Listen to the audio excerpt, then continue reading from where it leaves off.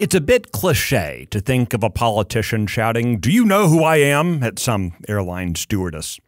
But it's a cliche for a reason. In the Gospel of Matthew, Jesus asks Simon Peter, "Who do you say I am?" But for most of us in life, we spend an inordinate amount of time just trying to figure out who we are ourselves. I'm Michael Quinn Sullivan with a reflection on life and liberty.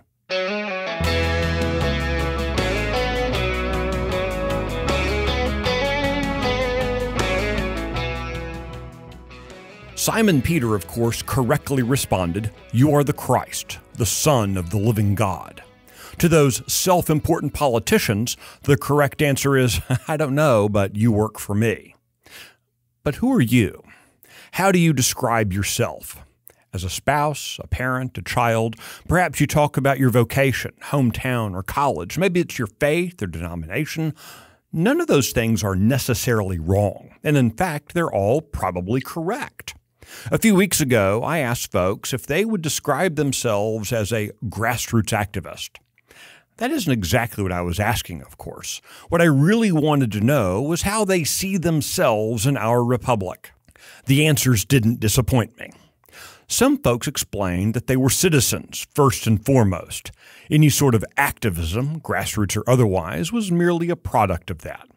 That's how our founding fathers would have thought of you, as the leader in our republic.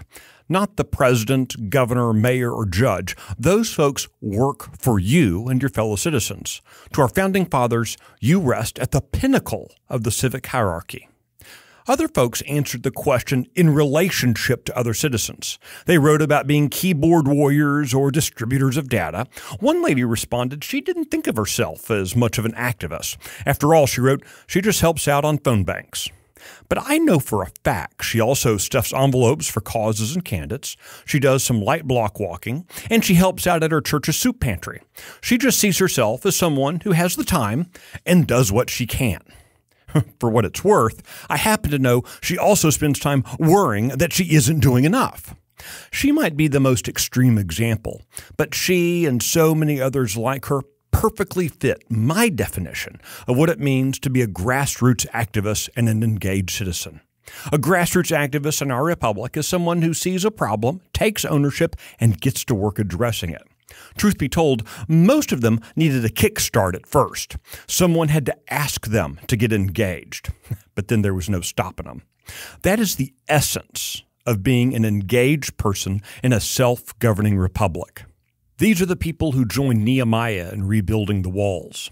They are the ones who, when told they could leave a battle without dishonor, nonetheless stuck around with Gideon and took the drink the water test. They followed Judas Maccabee into battle. They stood alongside Levi Preston at the battles of Lexington and Concord. They crossed the line drawn by William Travis, willing to fight and die at the Alamo. What about you? Who are you? Are you a grassroots activist? Are you an engaged individual, a self-governing citizen, a child of God? The answer is revealed in what you do and who you do it with. There is no shortage of needs in your community and around the nation. If necessary, consider this your kickstart or a request for you to grab your neighbor and get them going. Just as you are, our republic needs you.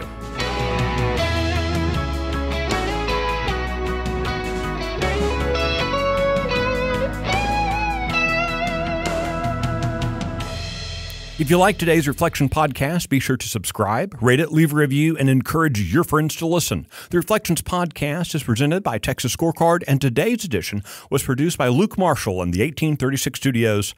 I'm Michael Quinn Sullivan. Thanks for listening.